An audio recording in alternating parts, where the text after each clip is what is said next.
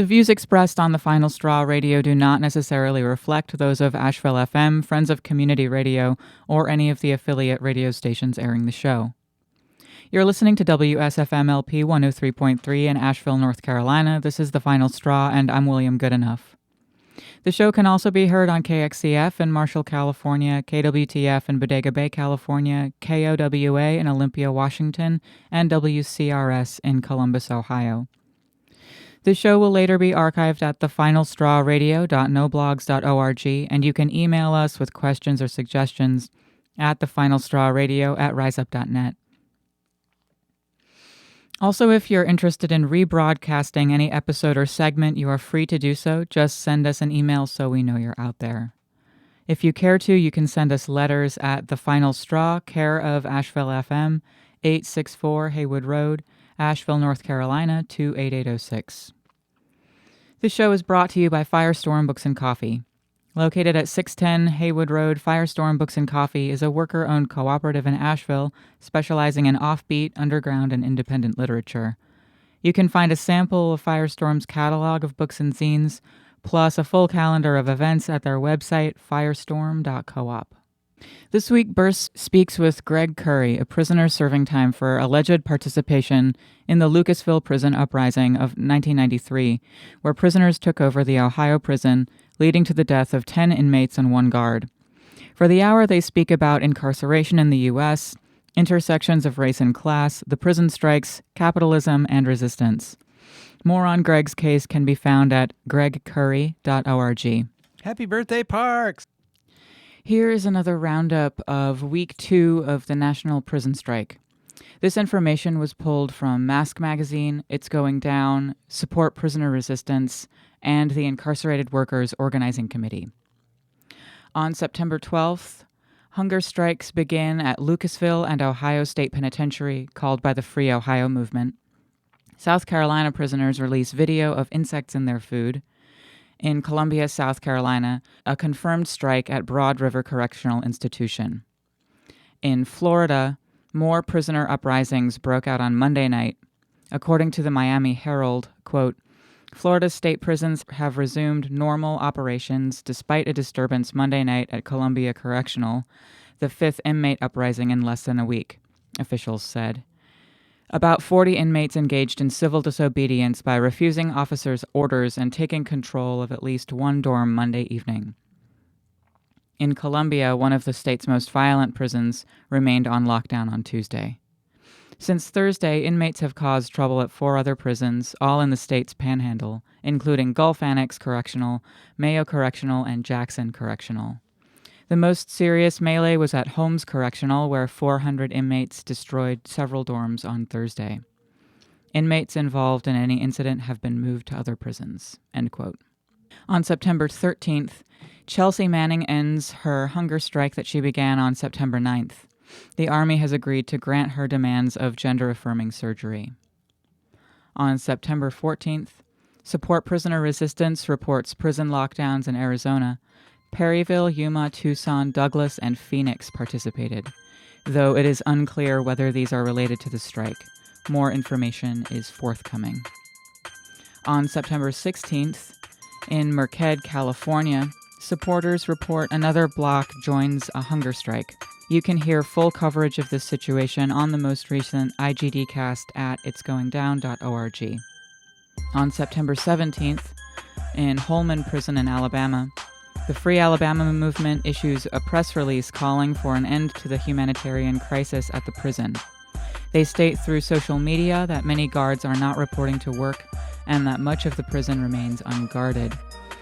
This is from a press release which came out yesterday.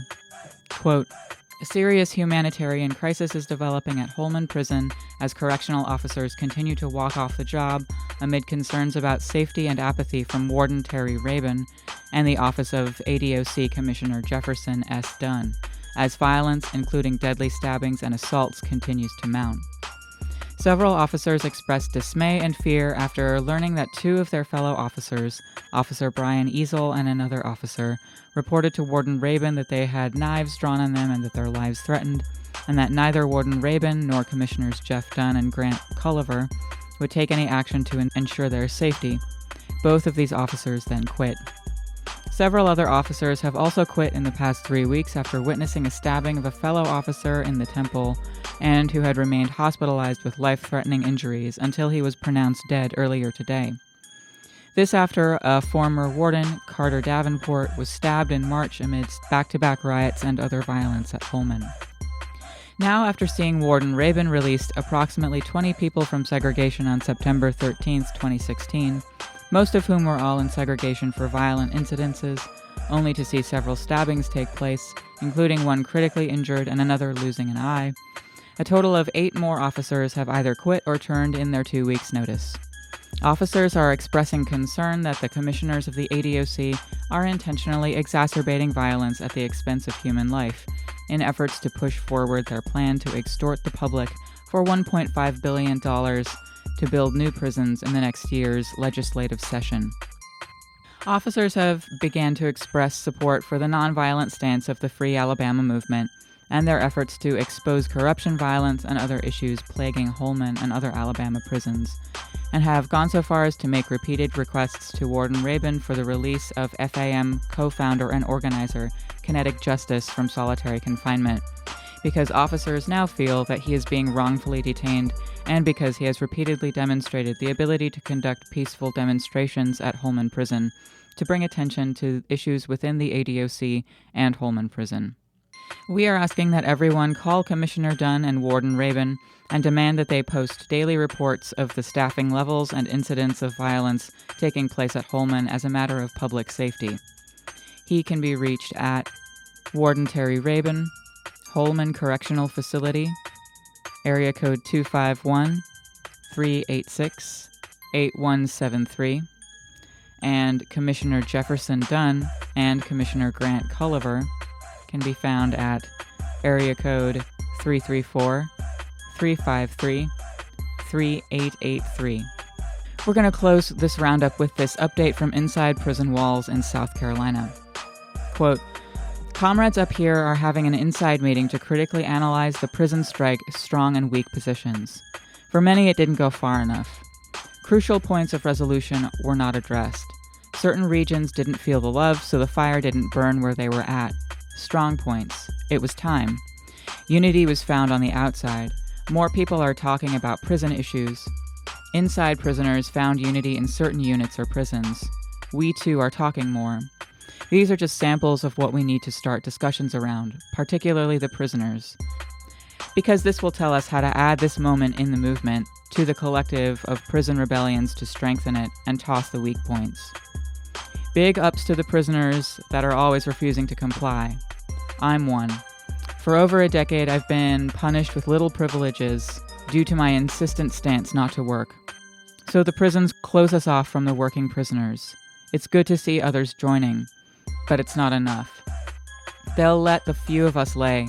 So to be truly effective, time to plan and prepare for the next phase." End quote. Meanwhile, the IWOC is making every effort to track the strike in hopes of continuing this resistance and locating forms of solidarity and calls for assistance. If you would like to help this effort, there is a comprehensive phone zaps list that includes a rundown of phone numbers, some context for the specific struggle, and suggested scripts to read if and when you do get the pigs on the line. This is in Google Docs format, so it would be pretty ridiculous to read it out here, so we are going to link it in our blog post at ashevillefm.org/the-final-straw and at thefinalstrawradio.noblogs.org. Also, if you hear anything or are able to call prisons and ask about lockdown status, please let the IWOC know via email at iwoc@riseup.net. And if you make calls for a given state and hear of no lockdowns, please report that too. Stay tuned all around for updates on the strike. Much love and solidarity. And finally, though not lastly, just to plug and to yet again express our love for our jailed North Carolina and Georgia comrades, people here in Asheville and in Atlanta still need donations for legal funds. All of these folks were arrested while expressing solidarity with the prison strike, and the folks from Atlanta are facing some insane felony charges. All of them are out of jail now, but are beginning the long, slow battle with the criminal injustice system, and they need your support. To donate to comrades in Asheville and to see a pretty sweet write-up of the events of the day in our town, you can visit action-network.org/fundraising/legal-for-WNC-September-9-solidarity-activists. And to express solidarity to Atlanta, you can visit actionnetwork.org/fundraising/bail-out-prison-strike-supporters. I'd like to share a few notes on recent anarchist audio and video media in English that I've been appreciating in hopes of enticing you, dear audience, into checking them out. Crime Thinks the Ex-Worker has begun rebroadcasting. The most recent episodes of the podcast focus on the September 9th strike with a conversation with Azura of the ABC in Austin, Texas, and Ben Turk of IWOC in Wisconsin. Episode 49 also includes a review of Captive Nation, Black Organizing in the Civil Rights Era, an interview with an anarchist in the UK about Brexit, and other tidbits. Number 50 also includes a segment mourning the death of Jordan McTaggart, an American anarchist who died on the front lines in Rojava recently, a segment celebrating the death of former police chief and all-around king bastard John Timoney, and a rebroadcast of a Chernoluknia interview with members of DAF about Turkey after the attempted coup. These ex-workers are well worth a listen and available at crimethink.com/podcast. Also, Submedia's most recent episodes on strikes, the DAPL pipeline, and more, entitled Burn Down the Plantation, features a great interview with Melvin Ray of the Free Alabama Movement. This sits alongside a second video installment explaining anarchist fundamentals, this time featuring the concept of mutual aid, short videos on continued struggles in France against the Loi Travail, direct action against fascists in Athens, and more, and can be found at submedia.tv/stimulator. It's Going Down is now producing the IDG cast, which can be found at itsgoingdown.org, and includes, thus far, timely interviews on the uprising in Milwaukee, words from the Red Warrior camp at Standing Rock against the Dakota Access Pipeline, the state of the alt-right or new white nationalist movements in North America, and a discussion on communes and struggle with Morgan and El Errante.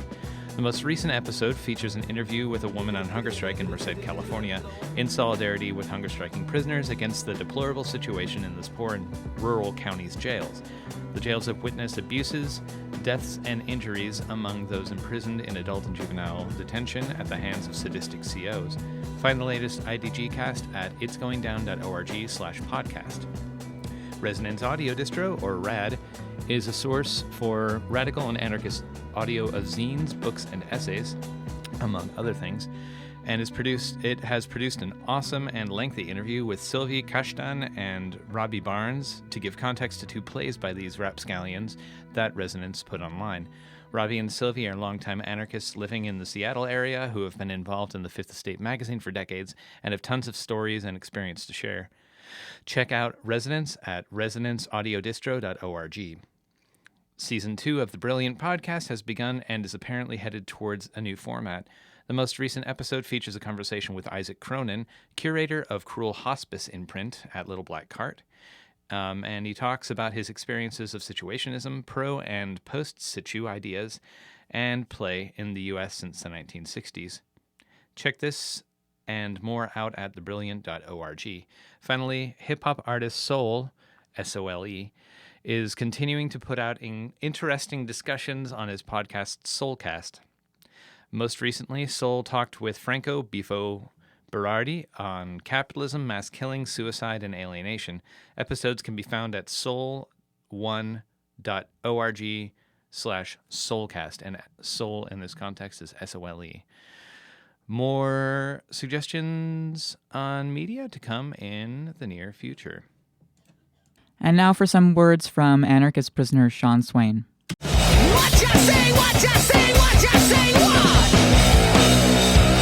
We're caught like a I'm officially a terrorist now, according to the state of Ohio, the rogue state holding me hostage. I received the conduct report that stems from the Nazis seizing the handwritten script of one of my radio segments, and it actually contains the word terrorist. Let me read to you what the Nazis wrote. Check this out. On September 8th at approximately 12:30 p.m., Officer Spencer conducted a search of inmate Swain, 243205. During the search, some documents were retrieved. One of them was a letter which included language that indicates possible terrorist-type activities. One of the paragraphs talks about an organized effort of inmates to have a work stoppage, but the writer, inmate Swain, says that he is not endorsing it. Other paragraphs talk about specific ways to disrupt correctional operations, but the writer, inmate Swain, writes that he is saying to do it. The material is telling the readers how to conduct these activities in detail. However, he makes sure to add that he is not saying to actually do it, as to cover his liability and to get the message across at the same time. There was also a self-authored booklet confiscated, which includes anti-government material. Yep, I'm now officially a terrorist, folks. The Nazis said so. But don't forget, my language that indicates possible terrorist-type activities, whatever in the hell that means, was recorded for the Final Straw. And the Final Straw is broadcast on airwaves regulated by the Federal Communications Commission. The show is broadcast from a real radio station with electricity and equipment and a powerful antenna. A radio station with corporate sponsors who sell breakfast pastries and beer and tampons. Then, as I understand it, the show gets rebroadcast from other real radio stations all over the world, all with their own corporate sponsors. So think about this. If my radio segment really promoted terrorism, that involves a complicated international terrorist conspiracy. First, the Final Straw would have to be down with terrorism since it broadcasts my incoherent nonsense. Second, the radio station would have to be down with terrorism too. And third, as an extension of the radio station being down with terrorism, that means the continuing corporate sponsors selling pastries and beer and tampons are knowingly supporting terrorism. But fourth, it also means that the FCC, an agency of the federal government, is rubber stamping my terrorism with their inaction. That's quite a terrorist conspiracy that Warren Corruptional's oblivious cage worshippers have managed to uncover. The entire sprawling capitalist corporate megastructure is continuing to fund my terrorist messaging, and the FCC is facilitating it. Wow, we're bigger than ISIS. But it's even deeper than that.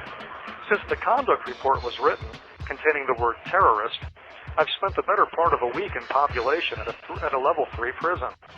I strolled all over the compound, conversing with prisoners on a regular basis, meeting with folks at the library, possibly spreading my terrorist plots. And it hasn't so much as occurred to anyone that someone like me, a terrorist, should perhaps be segregated or even shipped off to the super-duper max. You know, the prison where my involvement in the radio show began. This is inexplicable to me. My best guess is that Warden Shea Harris must be part of my terrorist network. Somebody needs to contact the FBI right away. This hapless clown is facilitating my terrorism, right along with the FCC, corporate America, and the famous dead guy who invented the radio. Warren Corruptional's security threat group investigators are going to have to dig him up and interrogate him. Not Shea Harris, the guy who invented the radio. But you know who else is involved in this terrorist conspiracy? Lieutenant Kevin Chamberlain, who wrote the conduct report. Yesterday I handed him material from my cell that is both anti-government and supports what he's called terrorism. I told him I'd get even more stuff together so he could write 25 more conduct reports. After all, we can't have a terrorist like me running around at a level 3 prison, right? He declined. He refused to write 25 more conduct reports. I guess the ISIS High Command must have turned him or something. The warden, the FCC, corporate America, Alexander Graham Bell, and now even Lieutenant Kevin Chamberlain are part of my terrorist conspiracy. And if Lieutenant Nelson, the chair of the Rules Infraction Board, doesn't send me straight to the super-duper max, we can only assume he's secretly involved in this terrorist conspiracy too. Wow. Whoever investigates all of this sure is going to really need a big detective bag. This is anarchist prisoner Sean Swain from Warren Corruptional in Lebanon, Ohio. If you're listening, you're probably a terrorist too. Shake your robot.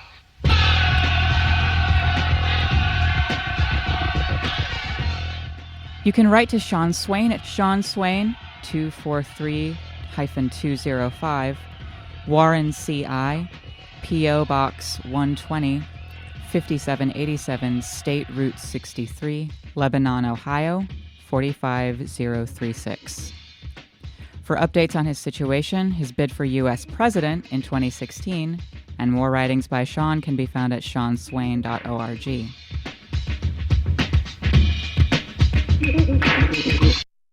Can you introduce yourself and tell folks about your case a little bit? Yes, my name is Greg Curry. I'm from Cleveland, Ohio. I've been in prison since 1989. I was sent down to a prison called Lucasville. It's down in southern Ohio, and I happened to be there when this major prison riot happened in 1993, and as a result of that, I got charged and convicted of some of the more serious crimes out of it.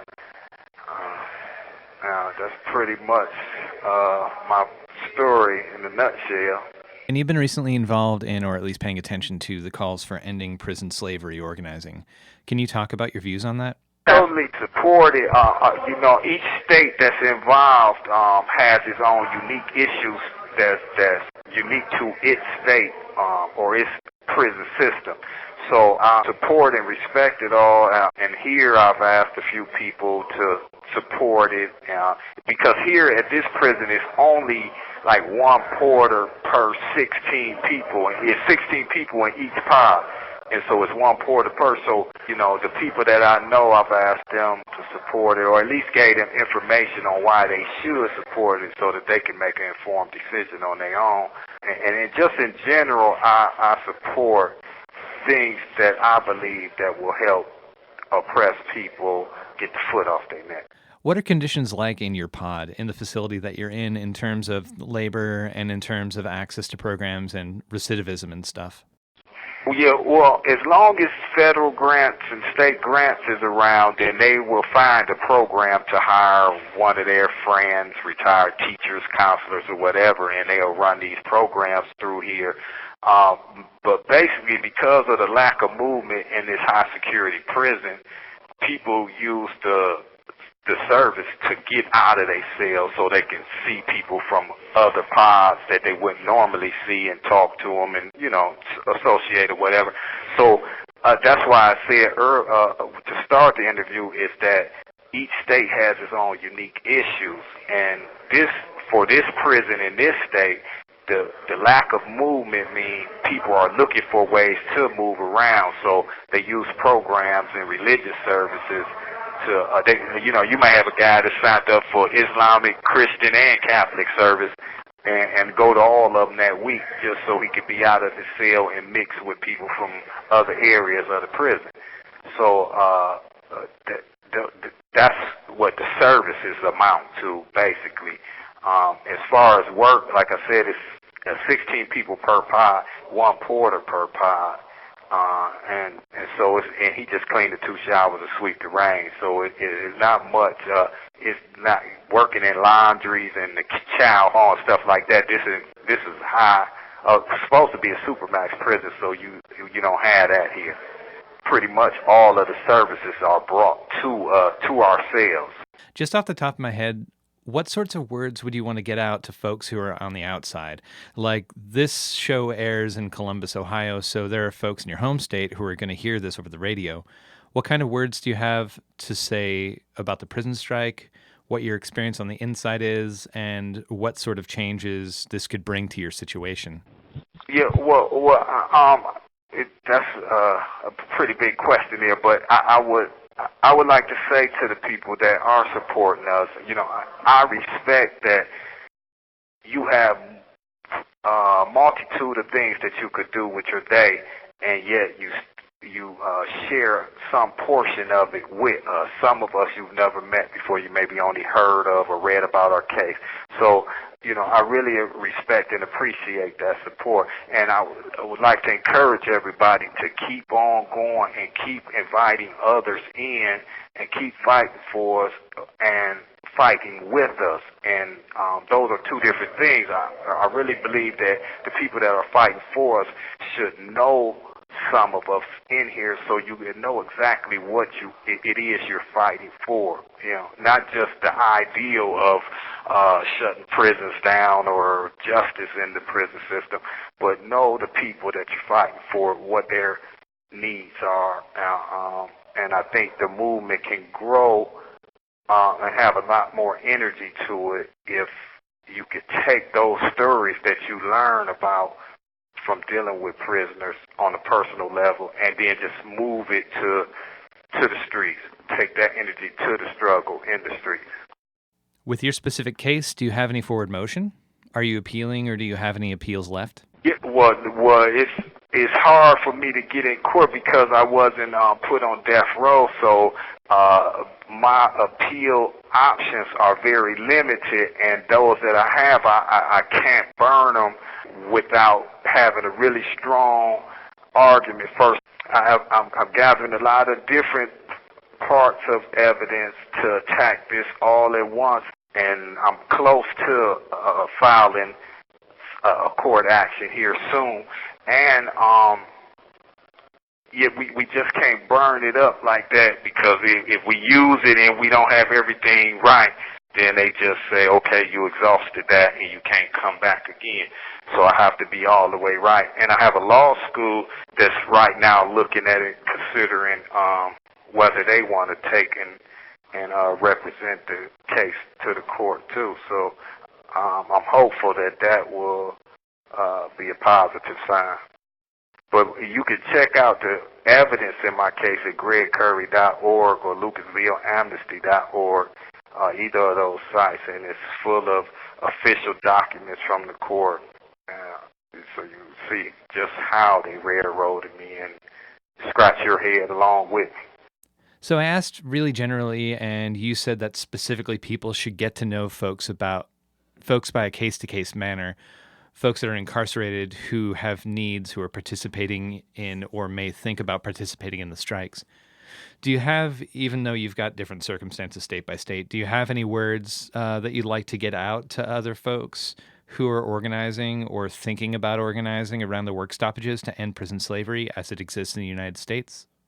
Well, yeah, I think that the two goes together. The people on the street that's going to shout and scream and march for you and make the phone calls for you, along with the actions of the prisoners inside of the prison. The two go together, so I think they should be well coordinated. I think this effort here is well coordinated as best it could be, and I think that you must have that coordination and everybody on the same page so that it'll be smooth, because the state, whichever state we're talking about, going to make it hard as possible for you to succeed, and the media is going to make it look like you're not succeeding, And by the way, kudos to the people in Oregon who shut the city down near, I think it was Friday or Saturday morning. I seen them on TV, and I was just so full of energy seeing them marching up and down the street with their banners and stopping the traffic and everything, That was beautiful. There were actions around the country and statements and banner drops and stuff at embassies around the world in support of the prisoners in the U.S. Yeah, see, that's what I was saying a few seconds ago, though, that the media are going to make it appear that is nothing going on. And so, in here, with my limited options to access to media, I was just able to see about the Oregon action there, nowhere else. I had no doubts that it was actions going on elsewhere. It was just that that was the only one I was able to actually see on the regular TV, NBC. So, for folks who are thinking of reaching out to prisoners they maybe don't know, do you think there's any danger in making contact with someone on the inside and then talking about the strike right away? Do you think that could put someone on a list or get them in trouble? Well, no. I think that it shouldn't be too hard to find prisoners that's already struggling with the system and fighting the system, even in their limited environment and with limited options that are already fighting. So I think that the people on the street trying to make that connection should look for those type of people and that's already established in struggle. And I think it will be an easier transition for them to move to a united struggle. And as far as maybe getting put on some kind of list or anything, well, it's always a chance of that. But I would say just be careful of the language you use. You know, I mean, you can pretty much say what you want. It's just a matter of how you say it. And I would also caution to be sure that you're involved with somebody that's truly involved, and so that you're not, you know, you find that one bad apple in prison and you had that bad experience, and then the person on the street is turned off by it, and so I just hope that don't happen. Hopefully you can find someone that's truly involved, that truly believe in this struggle. And so even if it's tough times or hard times, you know you're in the trenches with someone that's in the trenches with you and got your back just as you have theirs. That makes a lot of sense. Over the last few years, activists have renewed struggle around police killings on the streets of the U.S. In particular, the Black Lives Matter movement has focused on the statistically high rates of violence and deaths of black and brown people, men in particular, by police.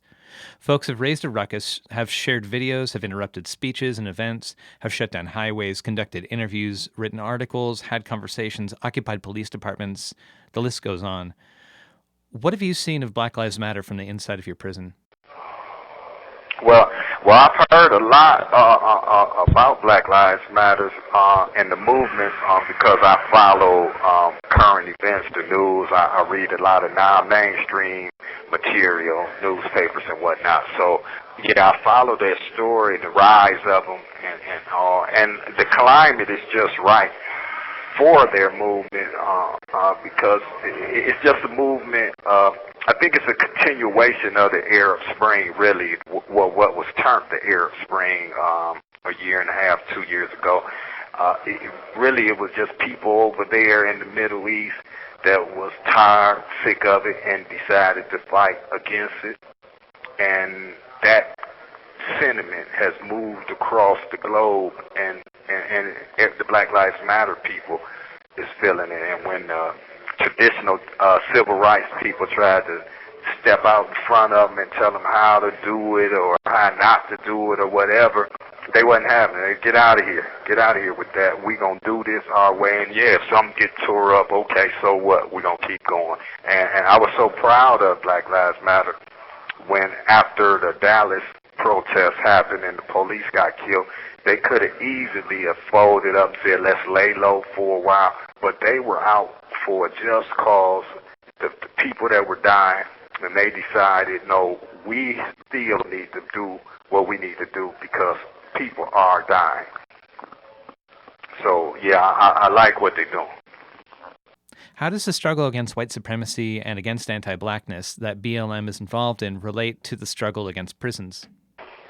Well, again, it's all the same. It's no different with the prison system or the oppression in the urban areas or the oppression over in the Middle East. Nowhere. It's all the same. People are tired of it and just ain't going to accept it the way they always have or the way the pastors and preachers across the country have told us, you know, just keep praying and things will get better. It's a new sentiment out there. This new generation is saying, no, we're not having it. We're not going to let a whole nother generation pass by praying that things get better. We're going to confront this until it gets better. And people in prison, as many of us, including myself, have come to prison with no awareness that we could truly speak of. And once we get locked down into solitary confinement with just books to read, we get lucky, really. And especially in my situation, I got lucky. I was put in solitary confinement for conviction from this prison riot that happened here in 1993. And so happened I had some, like 6 dudes that was just conscious people that they were reading in population. And so they had all these books to share with me, but So when they passed me like 5 or 10 books, they was like, here, pick which one you want to read, you know, and just start reading, man, because you're going to be back here a while. And it was all, you know, Miseducation of a Negro, the Soledad Brothers, you know, stuff like this. And so it really wasn't my type of reading or what I thought I was about to receive. I was looking maybe more for some kind of entertainment. And these brothers thought more of me and sent me something along that level, and I had to pick up from that bunch. And once I read that first book, I never stopped. And so that consciousness awoke in me because I had always seen the struggle. I had always lived the struggle. I just didn't know how to identify what I was going through. And these books helped clarify all that for me. And then the natural step after the clarification was to get involved. And so for the Black Lives Matter movement to be seeing this struggle on the street on a daily basis where black folks and brown folks are getting killed, that awakes something in you. If you're human, it awakes something in you. And the next step is you have to do something. So in that regard, the prisoner of consciousness and the person on the street of consciousness is one and the same. You're listening to an interview with Greg Curry, a prisoner serving time for alleged participation in the Lucasville prison uprising of 1993, where prisoners took over the Ohio prison, leading to the death of 10 inmates and 1 guard. More on Greg's case can be found at gregcurry.org.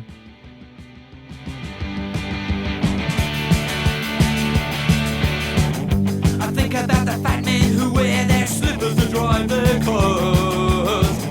And while their machines are running, they won't walk very far. They never realize what they've got, and one day they will lose a lot because of what's gonna happen when the buses don't run, and what's gonna happen when the winter comes. What are you gonna do? And what are you gonna do when the oil runs out?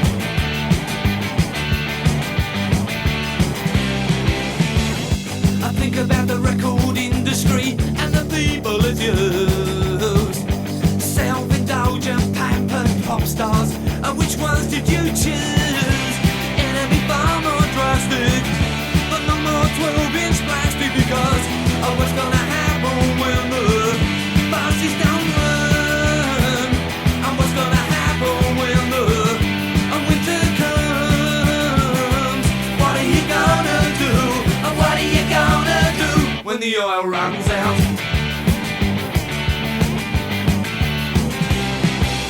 Are you prepared for such a drastic change in lifestyle? You say yeah, I don't believe you. And look at your home, the things that you own, the job that you work in, they all could go.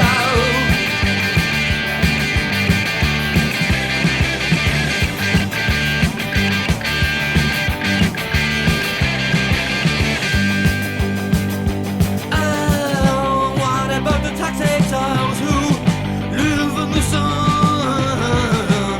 and when the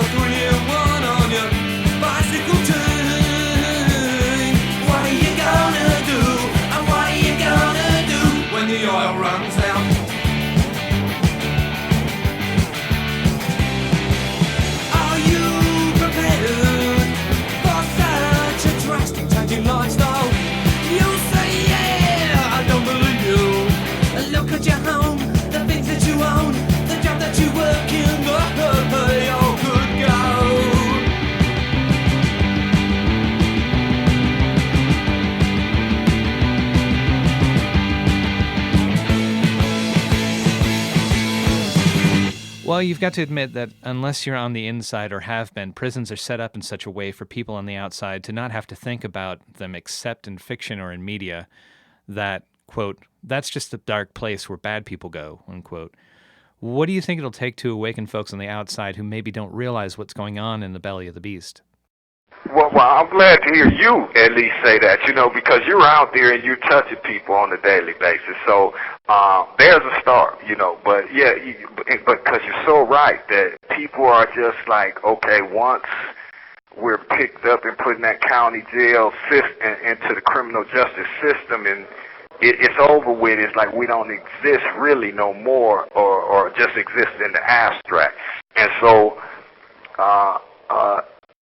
and it's many layers of why that is too.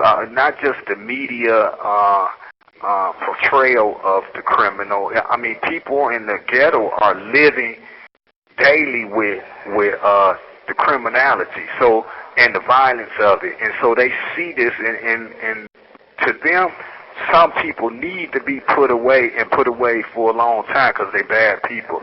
And then you have a whole nother branch of people who can see that the suburbanites, they can see that, well, it's more people that's put in prison from these undesirable areas, is more opportunities for us and our offspring. So that's self-preservation there for those kind of people. Then you have the areas where these prisons are built that had no jobs and no hope for the future. Everyone was thinking about leaving home to go find work somewhere else, and then here come this prison with not just the correctional officer jobs, but once that prison is put there, all of the fast food restaurants, the money lenders, the rental places, the car lots, everything pops up. So now all of a sudden it's new life in this community, and so they don't want to see people let out of prison because they thinking like, well, what we gonna go back to if we don't have that cash cow sitting right up the street? So it's really a lot of competing issues, and it's for people like you to make the relationships with the people in prisons and try to bring that real life story to people. And I always say to people to the activists that try to help us in prison, get to know somebody personally, because when you talk to someone about me, they can tell how much you're into me, how much you know me, how deeply your heart is involved with me and this struggle. So it's really important for activists to not just have this distant relationship, but to really have a relationship that other people, that translate in your eyes when you talk to other people about the prison struggle. And if your experience is good with a prisoner, then that next person will say, well, hey, maybe I need to start writing prison. My brother, he is in there, or my uncle went to jail 10 years ago. I never wrote him. I wonder where he at. Let me check on him. Or, when you tell the story about people being beat by these officers or starved to death or whatever, then maybe somebody will say, well, let me check on my cousin or my old boyfriend or my old girlfriend or whatever the case may be. So I think that's just at least the beginning stages of how we make everybody aware that the prisoners do actually exist. Another survivor and victim of the state of Ohio's prison system in relation to the Lucasville uprising, who's been vocal in support of the nonviolent prison strikes that started on September 9th, is Imam Sadiq Abdullah Hassan, formerly Carlos Sanders. Hassan is on death row for helping to end the Lucasville uprising with few deaths and has been an activist for quite a long time. He's also been on the final straw a few times. Currently, he's had his communications restricted and property denied him on charges that he tried to talk another imam into bringing an explosive into prison. Can you talk about Hassan and his silencing?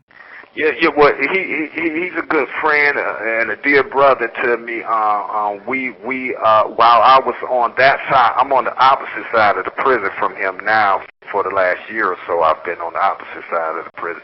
But we used to work out daily. We talk daily, and in fact, he wrote me last week, and I just answered his letter last night. So, yeah, he sent me his conduct report and everything. And the charges in itself is a joke. You charge somebody with terrorism, and you give them a phone restriction for terrorism. That just don't make sense, you know. So the charges is a joke. It just goes to show that even without the media exposure or the powers that be admitting he's doing a good job with his organizing, they knew he was doing a good job. And so they decided to derail him as best they could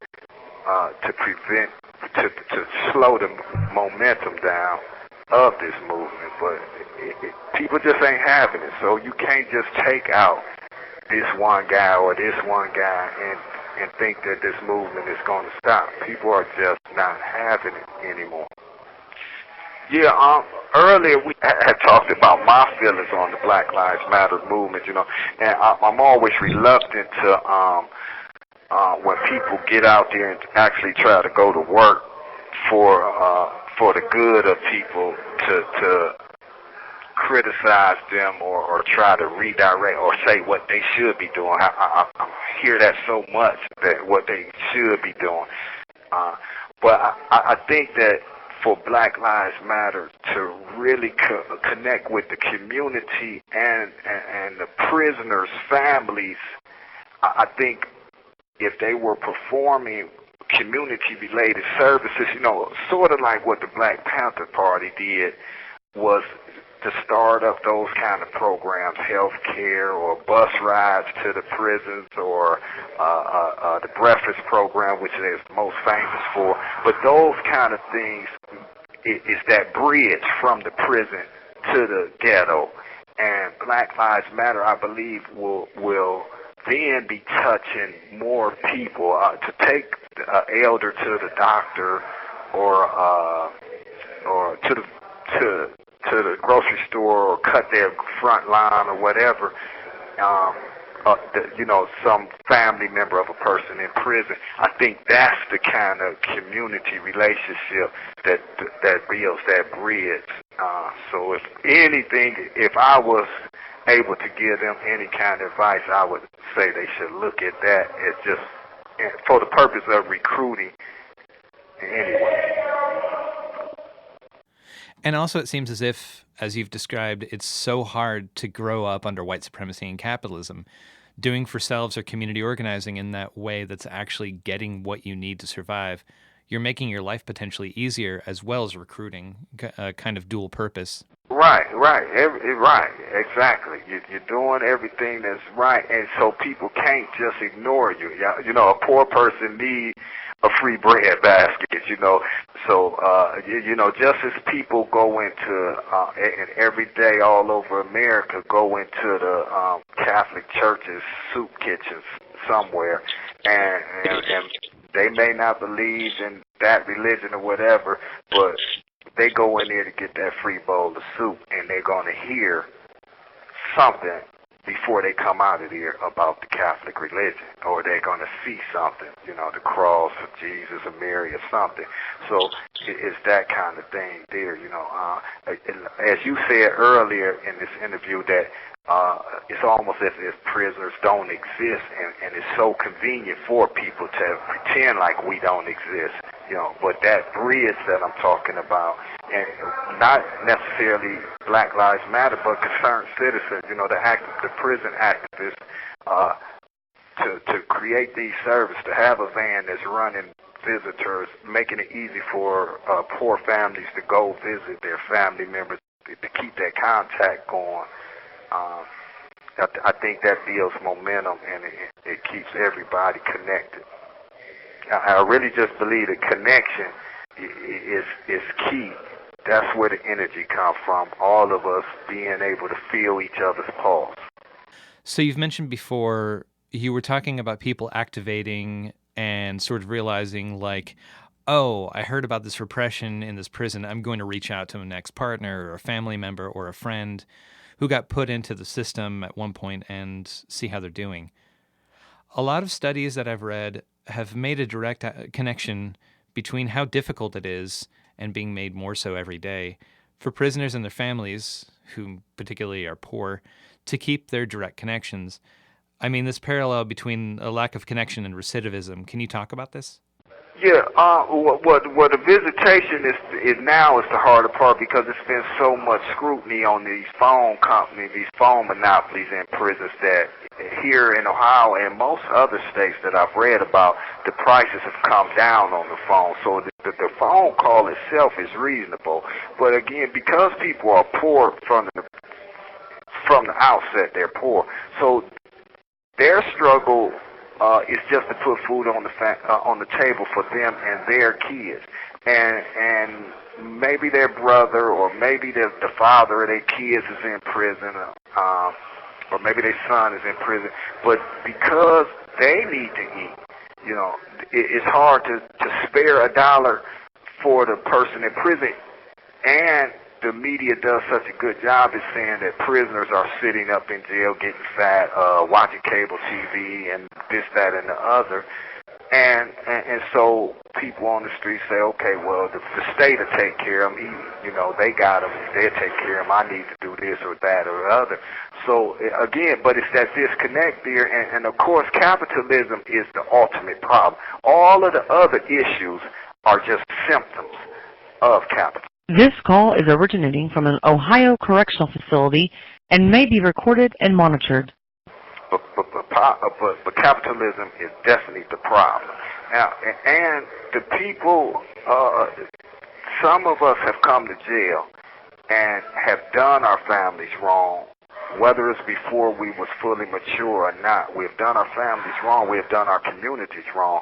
And so, on some level, those people are glad to see you not dead, but away from them. So a lot of people in prison have that problem where their mothers never check up on them. I'm fortunate that my mother and father, my father recently passed away, but both of them were always in my life. I'm sorry for your loss. All right, thanks. But they were poor people, so it wasn't much they could do. My father, he came to visit. He died of cancer, and he came to visit me just a month or so before, and he cried on the visit. This big, strong man in my life, he cried on the visit in front of me, and he said, "Man, I don't think I'm gonna be able to see you get out of jail," and I wasn't able to get you out of jail. That hurt him. It hurt his pride. It hurt him as a man that he had to leave his son behind enemy lines like this, and he knew he was leaving this world, and he couldn't do nothing about it. So for me personally, I never violated my family, but many of these guys here have violated or disrespected their parents so much that they don't want that connection. But for those that haven't burnt that bridge, poverty is usually the issue that can't get the visit there. The phone call, most people can use the phone now, but the visits are more problematic. And I've been hearing that a lot of states have been cutting back on person-to-person visits, which can be difficult to get time off for and pay for transit to, and exchanging that for video visits that cost money. I don't think it's really true that most states are doing it. I think what's more true is that the states are being bought off by these companies with monopolies on this kind of technology so that they can sell these visits and make a profit. I think that's more accurate. That is what's happening in these states. They do video visits here in this state, but they also still allow for regular visits, but it's no telling when that's going to stop. What I was saying was that as a person who went 13 and a half years of no contact with no human beings at all my visits was in the glass booths they have here. I know that human contact is important. There's no reason at all for them to take that away, other than being just money hungry and inhumane. That's the only reason. I went 13 and a half years, man, with no contact with no one, and it's a terrible thing. And then I had 2 years where after that I got contact with my mom's. I got to hug her for 2 years on visits, and then the last 6 years I wasn't allowed to. So I know firsthand that contact, especially when the mass majority of prisoners are going home, you need to keep them human. And you sit a person around and you treat them like animals, and you don't let them have contact, and you don't let them have a normal life or lifestyle, or as normal as possible in a prison setting.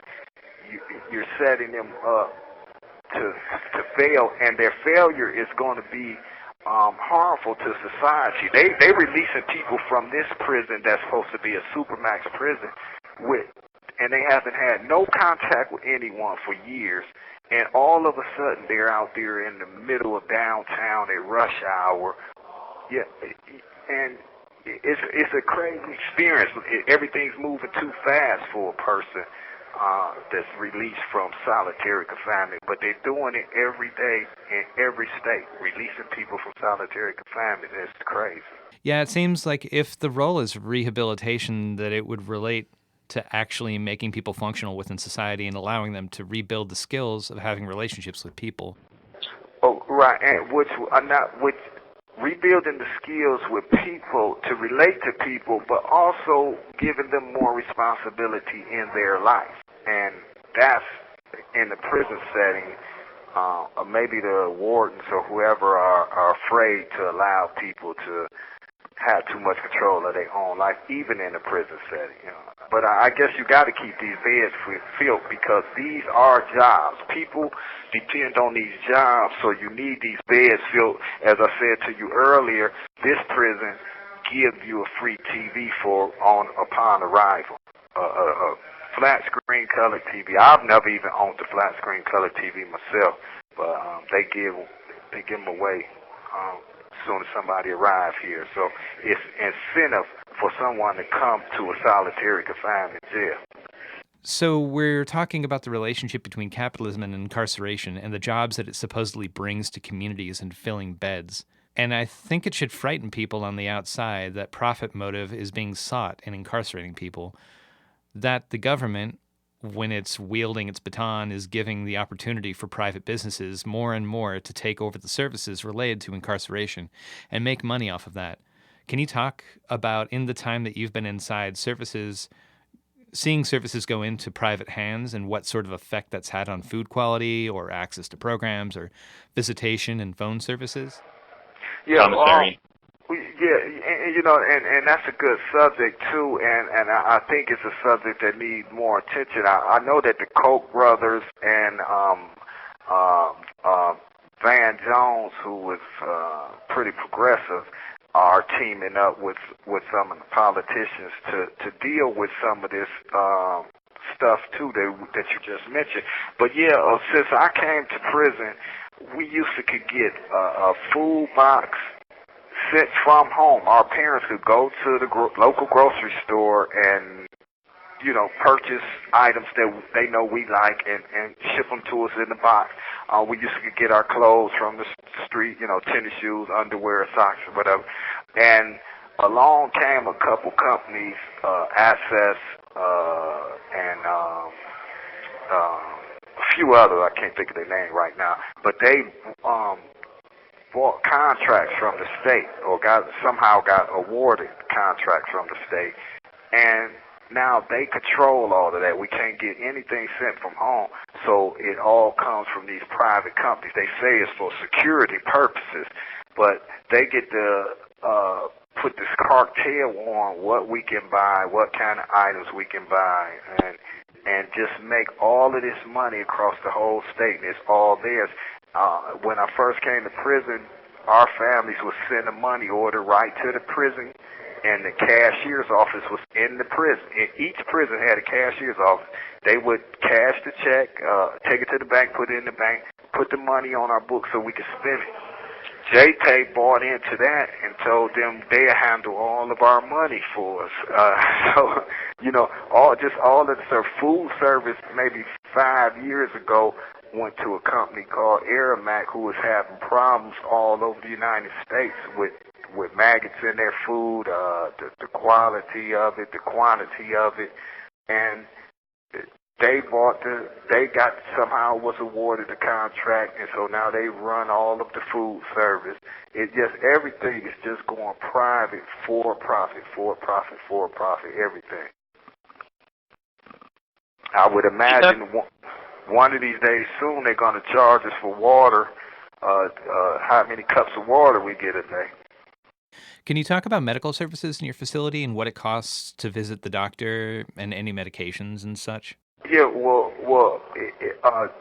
the medical, this many years ago they started charging what they call a copay, which is $2 to $3 per visit. Not per visit. If you need to initiate services, it's $2 to $3, and then you have to go through this process of convincing the doctors that you are sick and need, a medication and now because of all the opiate abuse on the street, they have cut it back in the prisons too, and so now people who have these back pains and long lingering pain, most of us have been shot or something from our rough days on the street. So we go out there for pain, and instead of sending us, like myself, I've asked to go get my problems fixed. I don't want to be on medication. So then they have to email someone in Columbus who has never done any screening on us or anything, and ask them, well, can we send this person to Columbus for examination? And that person gets to decide if the problem is serious enough. And usually they say, no, it ain't worth it. It costs too much money to fix that problem, so just keep them here. And so one day they tried to, and just in my situation, they tried to give me a drug that's commonly used for psychiatric problems, and they said, well, it also is used for back problems. So, and it was putting me to sleep and everything, and so I was like, no, I can't take this, man. As soon as I take it, I fall asleep. I don't need no sleeping drug. Medical, as you get older, is becoming a big problem. I've even read in even mainstream newspapers where they're saying that they need to start letting older prisoners out of jail because the medical cost is just too high. Not because any certain form of humanity, just the medical cost is. Basically, in hopes that people will go on the outside and get jobs and pay for medical care, or get on Medicaid or Medicare, maybe? Well, yeah, they playing that game of hide and seek, basically, because you go from Medicare. The prison system is the prison medical system is covered by Medicaid anyway. So then you go out there, maybe you get on Medicare, or vice versa. So you just moving from one to the other, and I guess some numbers man for the politicians can play games with that. So while on the subject of medication, and to give listeners some sense of this, Mumia Abu-Jamal, former Black Panther journalist, longtime prisoner in Pennsylvania, contracted Hep C from a blood transfusion just after being shot by the police and almost bleeding out in 1981 when he was arrested.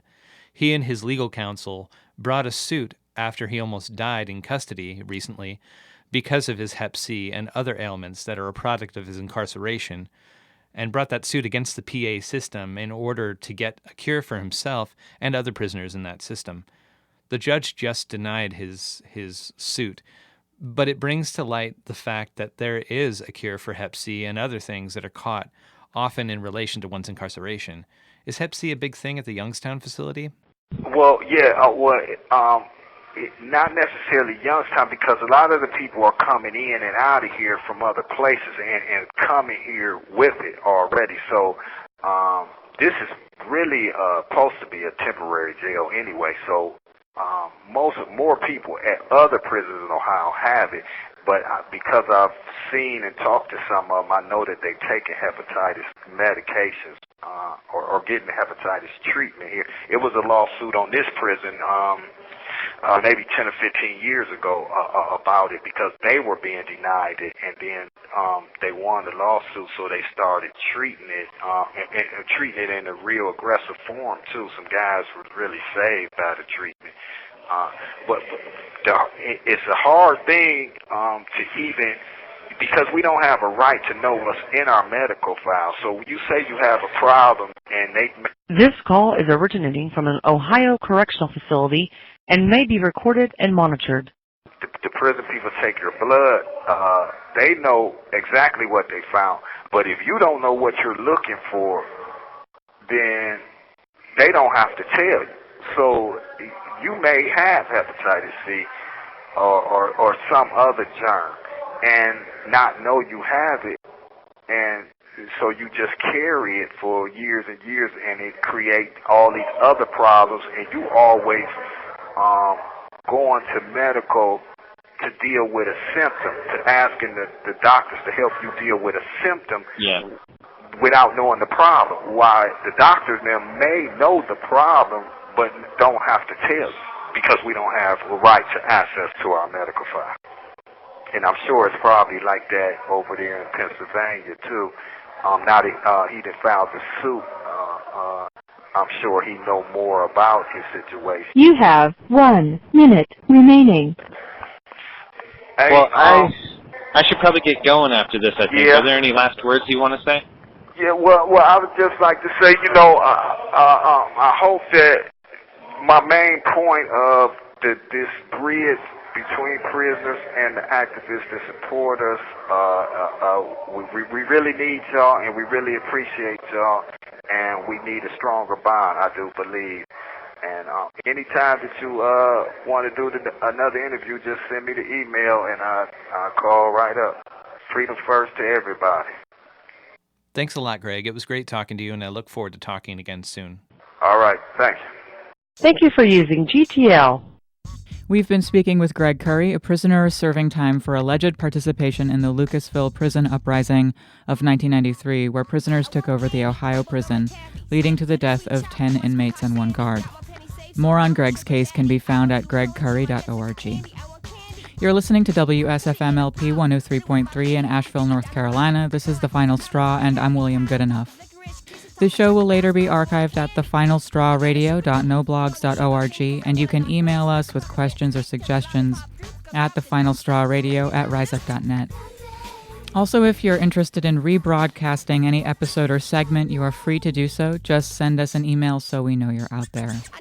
If you care to, you can send us letters at The Final Straw, care of Asheville FM, 864 Haywood Road, Asheville, North Carolina, 28806. Don't care if it's nutritious or empty, I prove it's gonna make me spaz like bobcats on booze. A hyperactive juice that only I can produce. I've used a giant drill, born straight into hell, releasing ancient demons from their sleep forever spell so they can walk